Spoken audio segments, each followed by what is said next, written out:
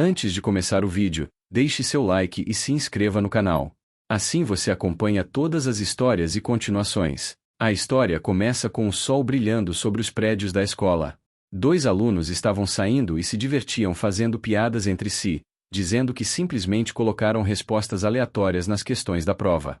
Foi justamente nesse momento que o de óculos percebeu que veículos militares passavam em comboio em frente à escola. Entre os soldados nos veículos, havia alunos de uma escola especializada sentados nos veículos. Um grupo de alunas olhavam aqueles alunos especialistas passando e ficavam empolgadas achando incrível. Os dois alunos de antes voltaram a conversar. O sem óculos perguntava por que as pessoas estavam tão empolgadas. Eles não eram nem aventureiros de verdade. Eram só estudantes de um dos colégios especializados. O outro aluno cortou dizendo para que parasse de ser estúpido. Eles não eram de uma escola especialista qualquer, eles eram do colégio de guerreiros. A história do mundo foi mudada completamente com aqueles eventos que aconteceram. Eles começaram sem nenhum aviso prévio porque portais se abriram de repente soltando Wyvern e outras criaturas diversas voaram para fora. Além disso, um gigantesco dragão chegou a sair e pousou no topo de um prédio.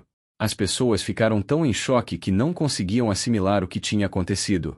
Pouco tempo depois, a ciência provaria que um mundo semelhante à Terra existia do outro lado do universo.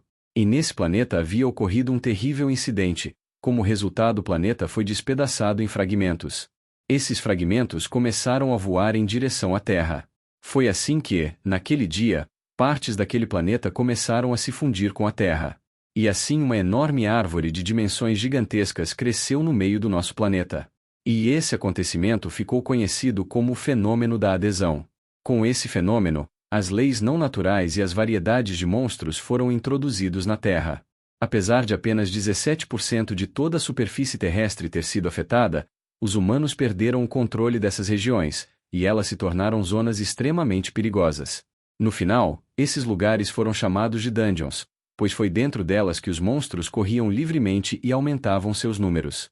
Mesmo com soldados sendo enviados, muitos deles eram mortos, pois alguns monstros eram muito fortes, não importava quantas balas dos rifles mais potentes fossem atiradas, os danos que eles sofriam eram mínimos, suas peles eram como armaduras e sua força era sobre-humana.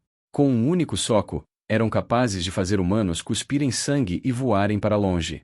Nenhum ser humano teve tempo suficiente para se preparar para o encontro com esses monstros, pois os humanos, como espécie, não possuíam os métodos nem as habilidades para lidar com eles. A humanidade estava à mercê do fim. No entanto, tiveram sorte porque os desastres não foram a única coisa que vieram do outro mundo. Uma limitação natural que os humanos enfrentavam como espécie, que os impedia de evoluir e ultrapassar seus limites, foi rompida, e as restrições ao seu potencial, impostas pelas leis naturais da Terra, foram completamente destruídas. As pessoas se tornaram tão fortes que conseguiam resistir aos monstros. Sua força começou a crescer a cada segundo. As correntes que antes prendiam e limitavam a humanidade foram quebradas em pedaços. Com essa nova força, os humanos não eram mais presas completas. Agora eles podiam rivalizar com os monstros e atacar de volta. Embora esse fenômeno tenha afetado todas as pessoas na Terra, as habilidades que despertaram em cada um eram diferentes. Poucos deles decidiram treinar e aqueles que usaram seu potencial e habilidades recém-descobertos para retomar o controle das dungeons, que cada dia aumentavam mais e mais o número de monstros, organizaram agências especiais criadas exclusivamente por uma única razão: limpar essas áreas. Eles ficaram conhecidos como aventureiros. Foi a partir desse momento que a Era das Dungeons começou, onde as pessoas lutavam contra os monstros e ela também passou a ser chamada de Era dos Aventureiros. O mundo inteiro exaltava as conquistas destes aventureiros e ficaram inspirados por sua força. Foi após esses acontecimentos, não muito depois disso, organizações foram criadas ao redor do mundo apenas para treinar aventureiros. E entre elas, o melhor centro de treinamento para adolescentes ficava na República da Coreia, que conseguiu produzir os melhores aventureiros nos últimos 25 anos. Essa era mundialmente reconhecida Warrior High School. Voltando aos estudantes, eles continuaram a conversar sobre o assunto. Disseram que os alunos da Warrior contavam até o que acontecia na dungeon como se fosse uma prova, pois já haviam recebido permissão para isso. O rapaz perguntou para seu amigo de óculos se eles tinham mesmo permissão para entrar em dungeons. Era perigoso se alguém morresse lá dentro. O rapaz de óculos explicou que era justamente por isso que eles eram tão confiantes. eles passavam por provas reais dentro das dungeons. Tinha um motivo para todos eles serem aceitos naquela escola de elite. Todos eram super fortes para a idade que tinham. Logo depois que os alunos terminaram de conversar, eles viraram ao ouvir uma confusão que todas as colegas de classe estavam fazendo. Todas as garotas que estavam na área começaram a gritar que alguém era muito bonito.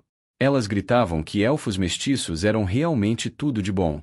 Era ele quem provocava todo aquele alvoroço e isso enfurecia um dos alunos, que ficou com ciúmes e não conseguia entender como aquela pessoa conseguia chamar tanta atenção.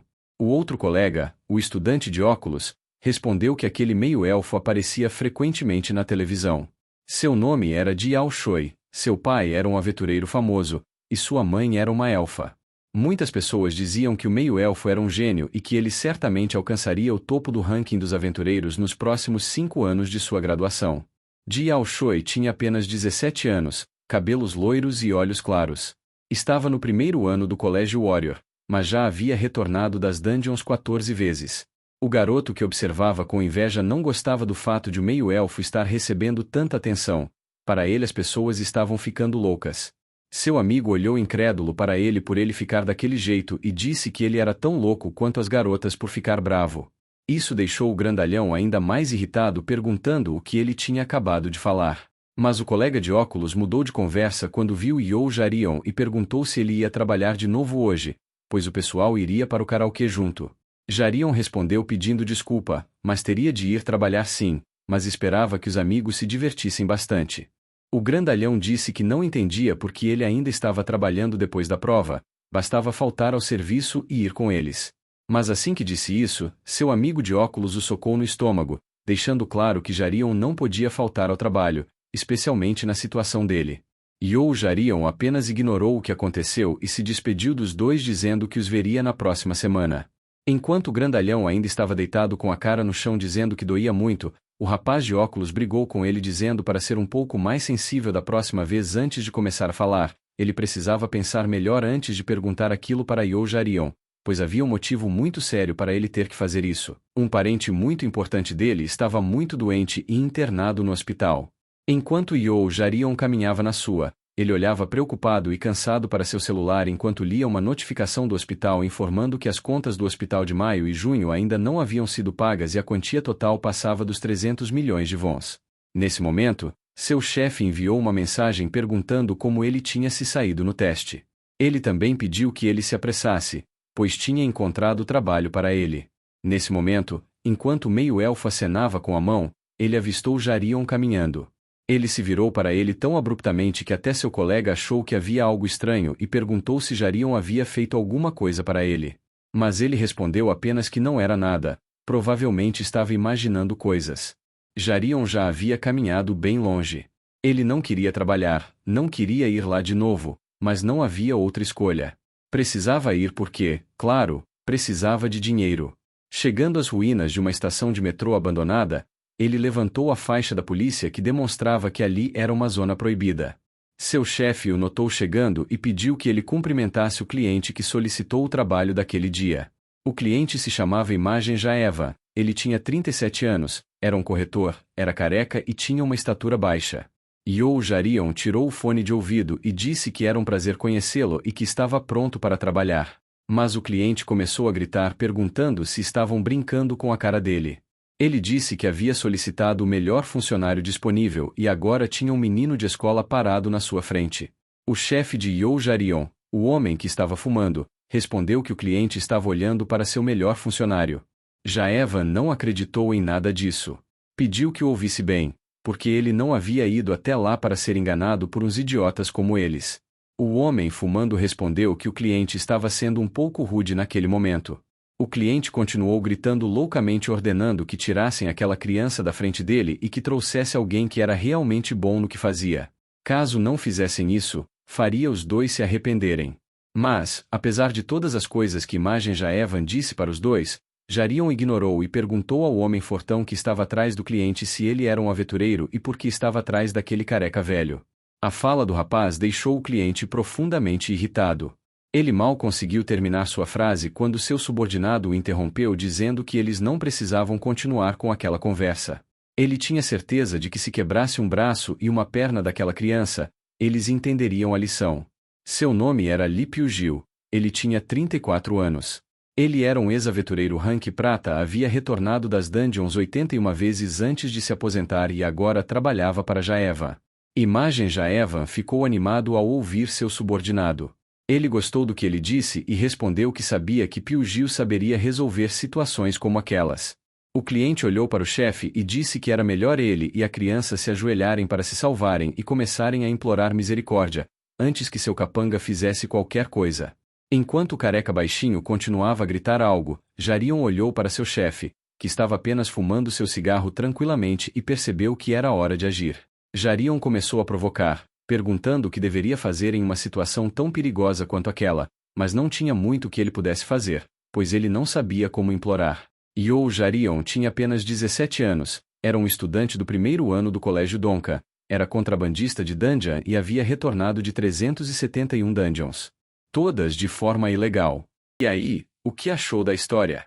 Deixa nos comentários suas dicas ou qual obra você quer que eu traga. Quem sabe a próxima escolha não é a sua.